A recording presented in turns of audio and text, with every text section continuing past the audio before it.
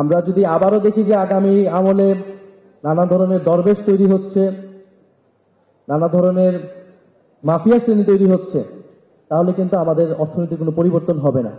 আমরা রাতারাতি সেটা পরিবর্তন করতে পারবো না, সেটা করার চেষ্টাও করা উচিত না। এবং আমার কাছে মনে হয় সেটা 1 বছর, 1.5 বছর বা 18 মাসে কোনো ধরনের কর্মসংস্থান সৃষ্টি বা এই ধরনের পরিবর্তন সম্ভব। এটার জন্য আমাদের দীর্ঘমেয়াদী পরিকল্পনা লাগবে এবং কিন্তু সমাজে সিগন্যালটা দিতে হবে যে আমরা সেটার জন্য পজিটিভ ওয়েতে আগাচ্ছি। এবং কর্মসংস্থানের জন্য আমাকে সবচেয়ে বেশি গুরুত্ব দিতে হবে শিক্ষা সংস্কারে। শিক্ষায় দক্ষতা ভিত্তিক আমরা যদি শিক্ষা ব্যবস্থা করতে পারি, তাহলে তারুণ্যের যে কর্মসংস্থান সেটার সমস্যা সমাধানগুলো সম্ভব। পাশাপাশি আমাদের জনস্বাস্থ্য, পরিবেশ এবং কৃষি, এই কৃষি খাতের আমাদের ব্যাপকভাবে মডার্নাইজেশন করতে হবে। আরেকটা জিনিস আমরা সবচেয়ে বেশি গুরুত্ব দিতে চাই, যেটা এই গণঅভ্যুত্থানের পরেও যে কমিশন হয়েছে, স্থানীয় সরকার কমিশন, কিন্তু সেটা নিয়ে আমরা আলোচনা করি নাই। ফলে বিকেন্দ্রীকরণ, আমরা জানি গণতন্ত্রের জন্য বিকেন্দ্রীকরণ প্রয়োজন এবং স্থানীয় সরকারকে শক্তিশালী করা প্রয়োজন। স্থানীয় সরকারকে শক্তিশালী করার এই আলাপগুলো উঠেছে, কিন্তু আমরা হয়তো সেটাকে রাজনৈতিকভাবে গুরুত্বপূর্ণ করে তুলতে পারিনি। ফলে আমাদের সামনের দিকে লক্ষ্য থাকবে এই স্থানীয় সরকারকে শক্তিশালী করার এবং এই যে কমিশনের যেই সংস্কার প্রস্তাবনাগুলো রয়েছে সেগুলোকে যাতে আমরা সামনে রাজনৈতিকভাবে গুরুত্বপূর্ণ করে তুলতে পারি। সর্বোপরি আমরা বলবো যে আমাদের যেমন বিদেশি বিনিয়োগ এবং পুঁজিকে আমাদেরকে আকৃষ্ট করতে হবে, একই সাথে কিন্তু আমাদের দেশীয় পুঁজি তৈরি করতে হবে, আমাদের দেশীয় ব্যবসায়ী শ্রেণী তৈরি করতে হবে, জাতীয় অর্থনীতি করে তুলতে হবে। এবং আমরা বিনিয়োগ বা পুঁজি আনার ক্ষেত্রে আমাদের সার্বভৌমত্বের প্রশ্নটা সবসময় গুরুত্বপূর্ণ। আমরা যেই দেশ থেকে পুঁজি আনবো বা যেই দেশকে আমরা অর্থনীতিতে বেশি সুযোগ করে দেবো, তারা রাজনৈতিকভাবে কিন্তু প্রভাব বিস্তারের চেষ্টা করবে। এবং বিগত সময়ে আমরা দেখেছি যে আমাদের পার্শ্ববর্তী দেশ তারা নানা ধরনের অর্থনৈতিক সুবিধা পেয়েছে এবং রাজনৈতিক প্রভাব খাটাতে পেরেছে। ফলে সেই সার্বভৌমত্বের প্রশ্নকে সামনে রেখে আমাদেরকে দেশীয় অর্থনীতি তৈরি করতে হবে। কিন্তু আমাদের দেশীয় ব্যবসায়ী যারা, তাদেরকে যে সৎ এবং দেশপ্রেমের চেতনাটা আমরা যারা রাজনীতি করি, যারা তরুণ প্রজন্মের আছে, তাদের কাছ থেকে প্রত্যাশা করি যে আমাদের দেশের ব্যবসায়িকরা যাতে টাকা পাচার না করে, তারা যাতে লুটেরা ব্যবসায়ী শ্রেণী হিসেবে সমাজে পরিচিত না পায়, বরং তাদের মধ্যে সেই দেশপ্রেম, সেই অঙ্গীকারটা আমরা দেখতে চাই। ফলে এটা রাজনীতিবিদদের ভিতরে যেমন এই পরিবর্তন আসতে হবে, ব্যবসায়ীদের মধ্যে আসতে হবে, আমলাতন্ত্রে আসতে হবে। সামগ্রিকভাবে যদি আমাদের সমাজে সেই পরিবর্তন আসে, আমরা এবং সবাই সেই ঐক্যটা রাখতে পারি এই লক্ষ্যে, তাহলে আমি মনে করি যে আমাদের কাঙ্ক্ষিত পরিবর্তন সম্ভব।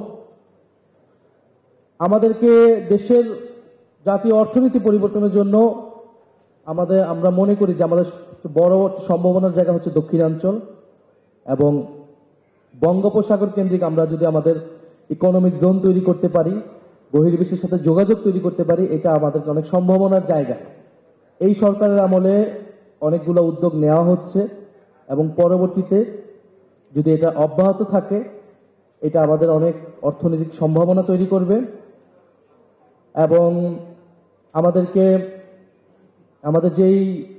যদি আমরা দক্ষিণাঞ্চলে অর্থনৈতিক সম্ভাবনা তৈরি করতে চাই, ফলে আমাদেরকে নেভাল পাওয়ারকে আমাদেরকে বাড়াতে হবে, এটার কোনো বিকল্প নাই।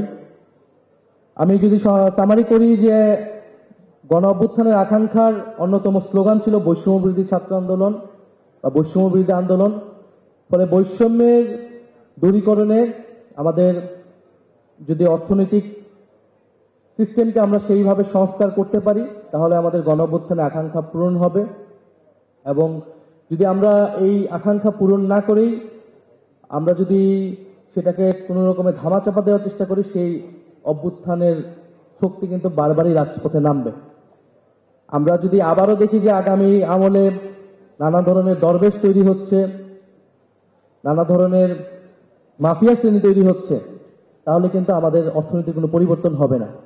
এবং বিগত আমলের যারা মাফিয়া রয়েছে তাদেরকে কিন্তু আমরা বিচারের আওতায় এখন আনতে পারি না।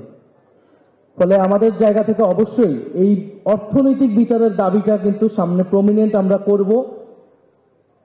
শুধুমাত্র এসালম, শুধুমাত্র সালমান এফ রহমান এরকম 2-1 জনকে ধরে আইওয়াশ দেওয়ার চেষ্টা আসলে করে লাভ নাই। এই সরকার করতে পারে নাই, কারণ এই সরকারের সেই রাজনৈতিক ব্যাকআপ ছিল না। কিন্তু পরবর্তী আমলে আমরা সরকারের অংশ হই, সরকারের বাইরে থাকি, পার্লামেন্টে থাকি, পার্লামেন্টের বাইরে থাকি, আমরা কিন্তু এই যে পাচারকৃত অর্থ, এই পাচারকৃত অর্থ ফেরত আনার যে আন্দোলন, সেই দাবি আমরা জোরালোভাবে রাখবো।